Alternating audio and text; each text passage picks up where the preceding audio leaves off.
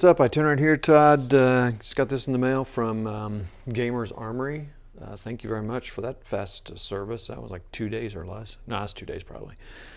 Anyway, it's fast. Thank you so much. So Operation Merkur. So I still haven't made the video like why I'm getting back into ASL, but this is one of the reasons. There's a few games that they have that I want to play. I might try to convert them to lock and load, which is kind of my go-to tactical game. But I was like, you know what? There's certain games I want to play, and so just let's get into it and learn the rules I need to learn and play the games I want to play. So I don't need to have a complete collection except for an exception, which is of course an ASL thing, exceptions. I'll talk about that in just a minute. Blah, blah, blah. All right, this is Heat of Battle, Operation Merkur, or Operation Mercury. So as you can see, the German assault on Crete. Now, I did not get the, this is what the original one that came out back in whenever it came out. I should know these things, but you know, what do you want? Professionalism?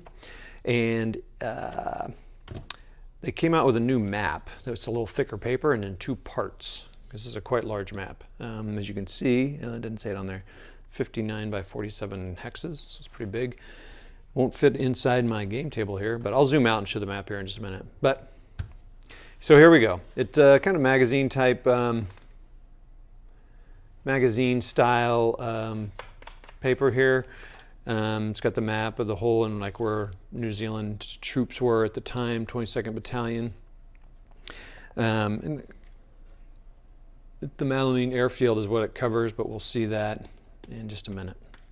So it's got the rules, right? Of course, again, the same type of paper, kind of magazine style, not glossy. A little bit of history, footnotes, and all that. And then there are 17 scenarios, 7 of which are fought on the map that you see down here, mostly in sections of the map, so which is why it'd be nice to have a small map. And so 7 on this map, 1 of them is the entire map, and then there are 10 that are played on geoboards. I'll read those geoboards out in a minute, so a list of 20, but just for people's interest. So anyway, so I'll not spend a lot of time on any of the other things just for copyright reasons or whatever, but so this one is just anyway, so here they are, plays on a little section of the map. You can see nice. I've never seen Heat of Battle stuff, so it's good, nice and colorful and bright and understood. Lots of little rules in here, but of course that's going to happen in a historical game. So starting scenario 1 is a standalone all by itself scenario, and then glider landing, which is cool. So then there's some of the rule synopsis, and then starting with 2 through 7, they are part of a campaign. Now it's not a campaign in the traditional sense. Whoever wins the game gets 4 points, and the loser gets 2 points. So that's what the number in the bracket means at the end of each scenario. And then whoever's got the most points at the end wins. A little different way of doing it. I'm fine with that. I have a hard time sticking through and doing complete campaigns anyway. So. So anyway, so there's 2,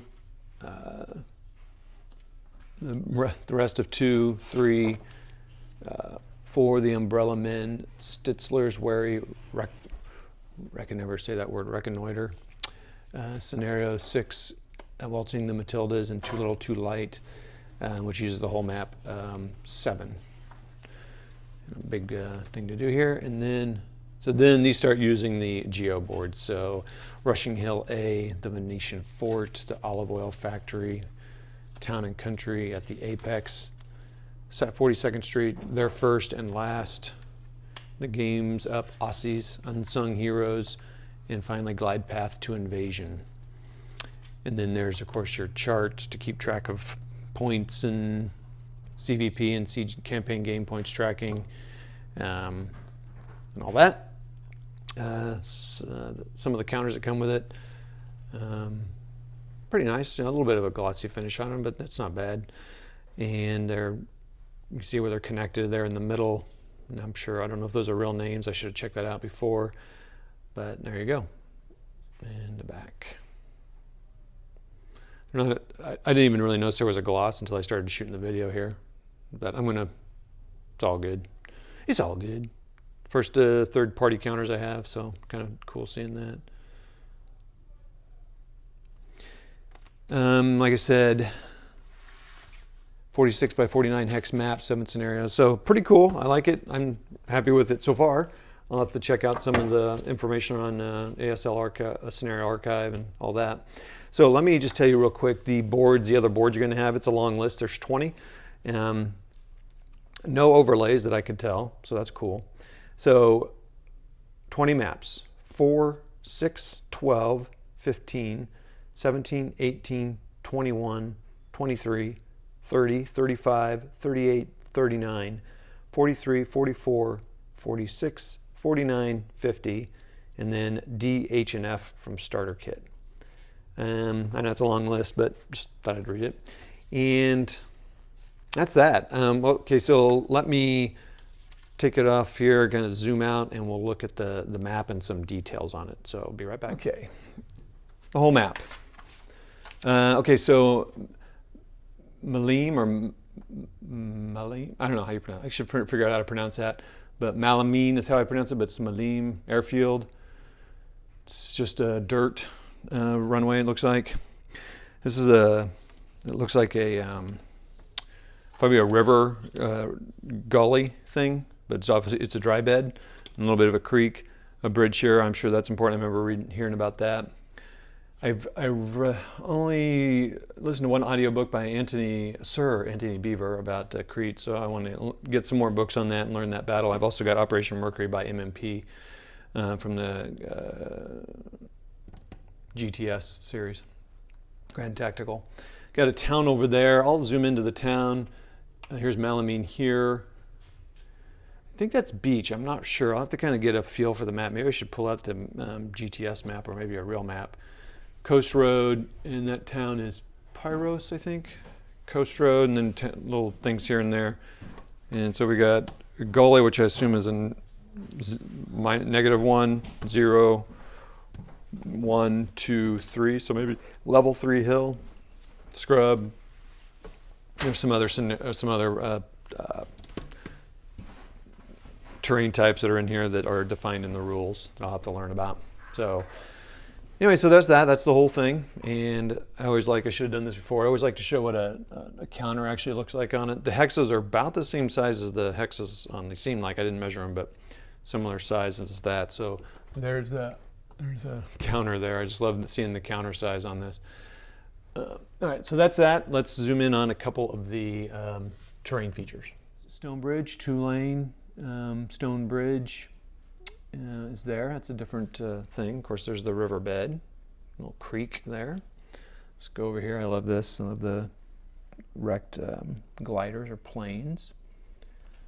I got these reed beds, I believe is what those called. There's a church there. I don't know if it has a steeple, but it looks like a defensive position. Let's see. I should.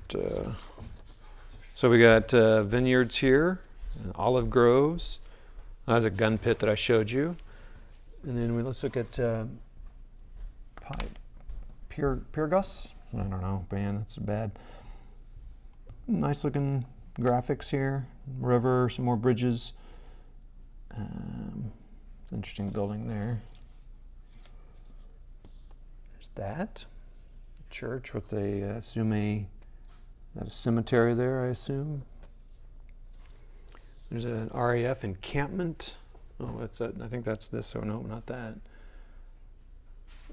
These are an encampment, RAF encampment. So I guess like tents or something. Doesn't really affect much in the game, but it's a nice addition. Okay, so here we are. Here's the back of the document here. The whole map. It's a good picture of the whole map. Some of the scenarios. And there it is. Operation Merkur from Heat of Battle. Thanks to Scott and team at Gamers Armory. Appreciate the support and getting here so quick. Thanks. Bye.